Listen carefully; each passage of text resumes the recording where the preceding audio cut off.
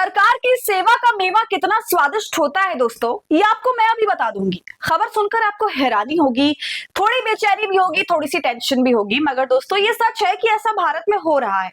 ये तो आपने खूब सुना होगा कि अदालतों से जज और वकील रुखसत होकर राजनीति में जाते रहते हैं।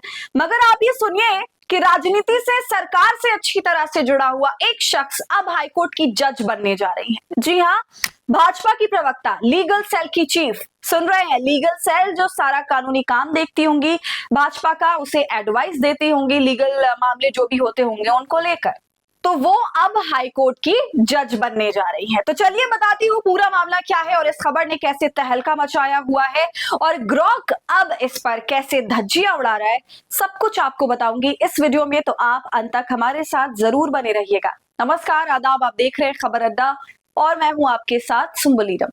पापा भाजपा और आरएसएस के पुराने नेता, बेटी हैं भाजपा की प्रवक्ता, पार्टी के लीगल सेल की चीफ और अब सीधे हाईकोर्ट की जज।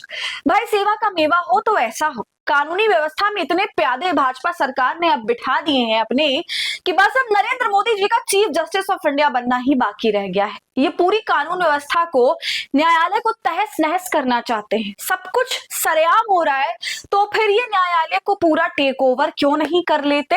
आप ही चला लीजिए ना। इतना तमाशा करने की जरूरत क्या है? इतना ढोंग रचाने की जरूरत क्या है भाई? अभी ज्ञानेश कुमार की बेटी को सीधा गौतम बुद्ध नगर का डीएम बना दिया गया, एक ऐसा इलाका जिसका डीएम या अधिकारी बनने के लिए अधिकारियों ने लाइन लगाई हुई है, वो सीधा डीएम बन जाती। और भाजपा विपक्षी पार्टियों को परिवारवाद के लिए कोसती रहती है और यहाँ तो परिवारवाद से भी ऊपर बढ़कर एक अलग ही गेम चल रहा है। इसलिए बोला कि बस अब मोदी जी को चीफ जस्टिस ऑफ इंडिया ही बनना बाकी रह गया है। ये दाएं बाएं लोगों से क्या ही गुहार लगवानी मोदी जी, इन लोगों से क्या ही काम करवाना, आप खुद ही मुखिया बन जाइए। अब कुछ लोग कहेंगे कि मोदी जी के पास वकालत की डिग्री नहीं है। अरे भाई, मोदी जी अपना पुराना बस्ता वगैरह झाड़ेंगे तो डिग्री भी निकल ही आएगी वकालत की। खैर दोस्तों, मुद्दे पर आते हैं अब।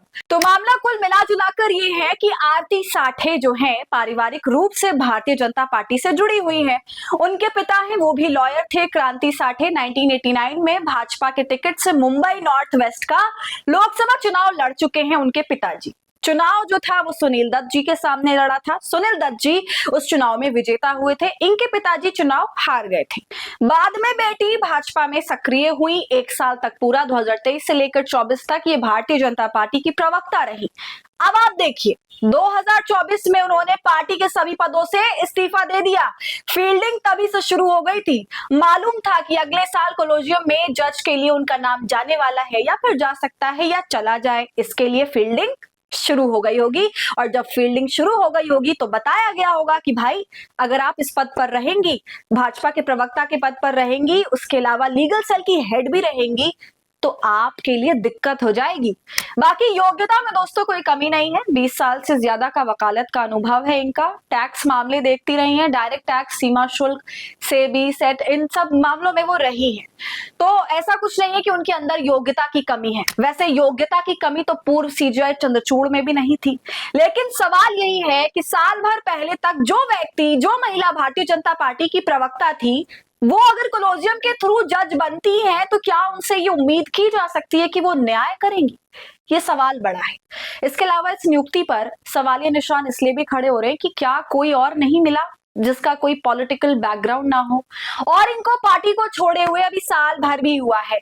क्या इस तरह की नियुक्ति जज की इंटेग्रिटी पर सवाल नहीं उठाएगा?